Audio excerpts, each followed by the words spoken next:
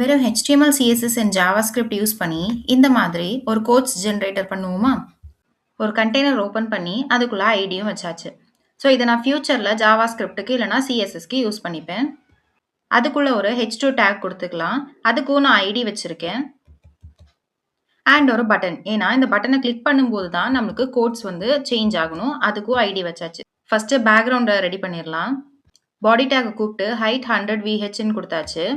ஏன்னா நம்மளோட கண்டென்ட் பர்ஃபெக்டாக சென்டர் ஆகணும். ஸோ இது நம்ம எல்லா வீடியோஸ்லையுமே யூஸ் பண்ணுறோம். டிஸ்பிளே ஃப்ளெக்ஸ் யூஸ் பண்ணிவிட்டு ஜஸ்டிஃபை கண்டென்ட் சென்டர் கொடுத்தோன்னா ஹாரிசாண்டலாக நம்மளோட கண்டென்ட் சென்டர் ஆகும்.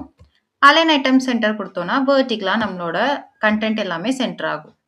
அதுக்கப்புறம் டெக்ஸ்ட் சென்டர். இங்கே தெரியுதா, அந்த பட்டன் வந்துட்டு ஆட்டோமேட்டிக்காக சென்டரில் போயிடுச்சு. ஸோ மொத்த கண்டென்ட்டையும் நான் வந்துட்டு டிஸ்பிளே ஃப்ளெக்ஸ் யூஸ் பண்ணி சென்டர் பண்ணியாச்சு. ஸோ டிஸ்பிளே ஃப்ளெக்ஸில் 2 ப்ராப்பர்ட்டிஸ் இருக்குது. Justify content center and align item center. Justify content center வந்து ஹாரிசாண்டலாக சென்டர் பண்ணுறதுக்கு ஹெல்ப் பண்ணும்.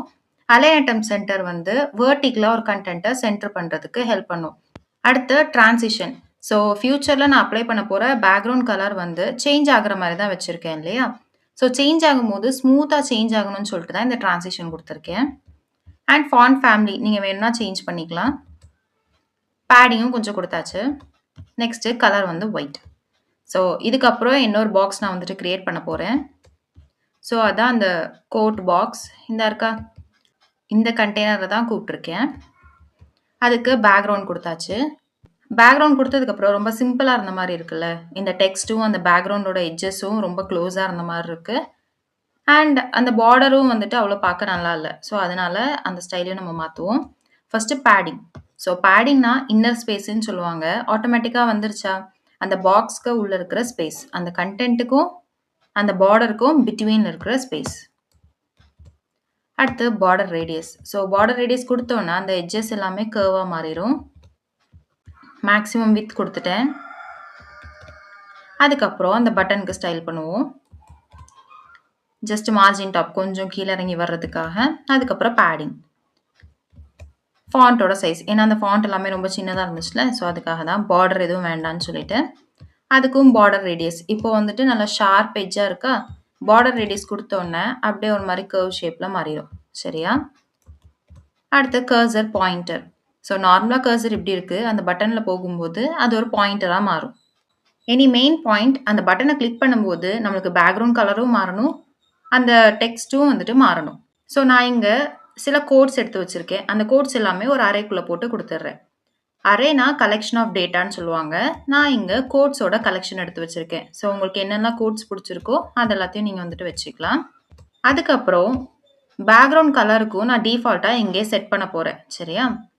ஸோ நான் இங்கே கிரேடியன்ட் கலர்ஸ் தான் கொடுத்துருக்கேன். ஸோ தட் பார்க்குறதுக்கு அழகாக இருக்கும். ஸோ லீனியர் கிரேடியன்ட், அதோட டைரக்ஷன், என்ன கலர்ஸ் வேணும்னு கொடுக்கணும். இங்கே கண்டிப்பாக 2 ஆல்ஸ் 2க்கும் மேலே கலர்ஸ் நீங்கள் கொடுக்கணும். ஒரே ஒரு கலர் கொடுத்தீங்கன்னா அது கிரேடியன்ட் எஃபெக்டாக வராது.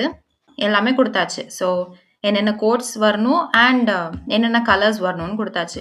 இது எல்லாமே நான் வந்துட்டு ரேண்டமாக தான் ஜென்ரேட் பண்ண போகிறேன்.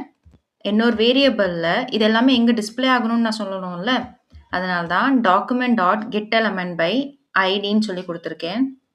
So get element by ID, ஒரு எலமெண்ட்டை கெட் பண்ணு அதோட ஐடியை பேஸ் பண்ணின்னு சொல்லியிருக்கேன். ஸோ என்ன ஐடி? கோட் அப்படிங்கிற ஒரு ஐடி. ஸோ இது எங்கே இருக்குன்னா இந்த H2 டேகை தான் நான் சொல்லியிருக்கேன். சரியா? ஏன்னா அந்த இடத்துல தான் நமக்கு கோட்ஸ் வந்துட்டே இருக்கணும். ஸோ அதை நான் கெட் பண்ணியாச்சு. அதுக்கப்புறம் நியூ கோட் பட்டன் அப்படிங்கிற வேரியபிளில் document dot get element by ஐடின்னு சொல்லி நியூ கோட் அப்படிங்கிற அந்த பட்டனை கால் பண்ணி வச்சுருக்கேன். ஏன்னா இந்த பட்டனை கிளிக் பண்ணும்போது தான் அங்கே இருக்கிற கோட்ஸ் நம்மளுக்கு சேஞ்ச் ஆகணும் இல்லையா? ஸோ அதுவும் நான் வந்துட்டு வாங்கி வச்சுட்டேன். அதுக்கப்புறம் ஃபங்க்ஷன். ஃபங்க்ஷன்னா என்னது? ரீயூசபிள் பிளாக் ஆஃப் கோடுன்னு சொல்லுவாங்க. ஸோ ஃபங்க்ஷனுக்கு ஒரு நேமும் கொடுத்தாச்சு. இனி இதுக்குள்ளே தான் நம்ம மெயின் கண்டென்ட் எல்லாமே எழுத போகிறோம். அந்த பட்டனை கிளிக் பண்ணும்போது என்ன நடக்கணும்? ஸோ ஃபஸ்ட்டு ரேண்டமாக இண்டெக்ஸ் ஜென்ரேட் பண்ண போகிறேன். ஸோ மேத் டாட் ஃப்ளோர்னா கேள்விப்பட்டிருப்பீங்க. அது ஒரு math function. So round off பண்ணுறதுக்கு யூஸ் பண்ணுறது தான்.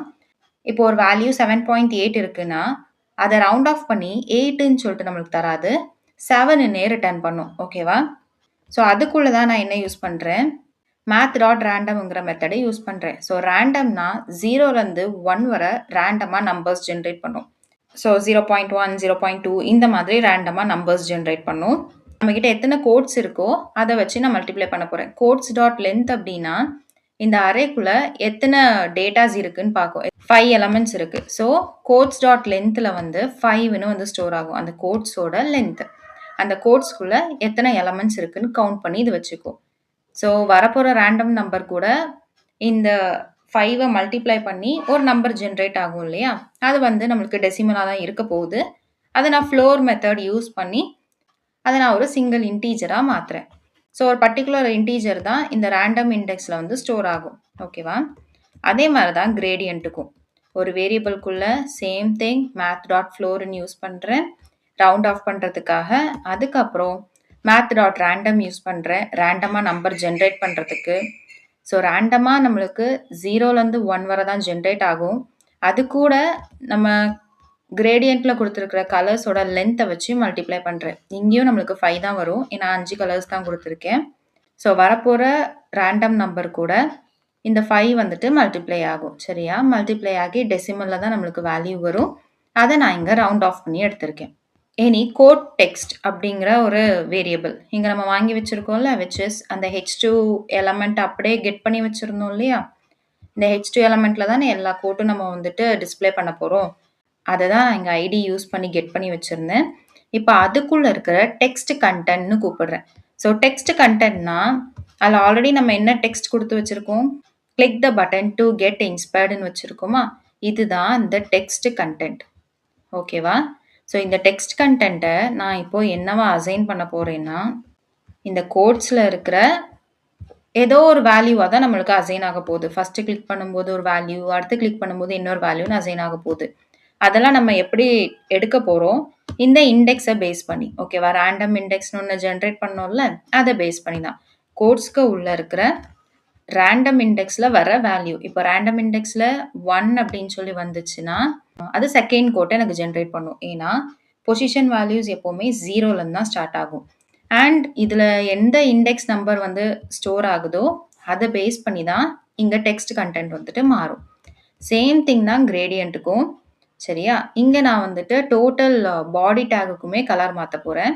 So document dot body dot style.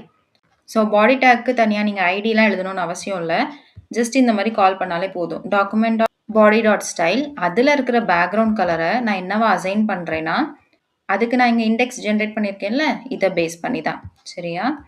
அந்த கிரேடியன்ஸுங்கிற வேரியபிளில் நிறையா செட் ஆஃப் கலர்ஸ் கொடுத்துருக்கேன்.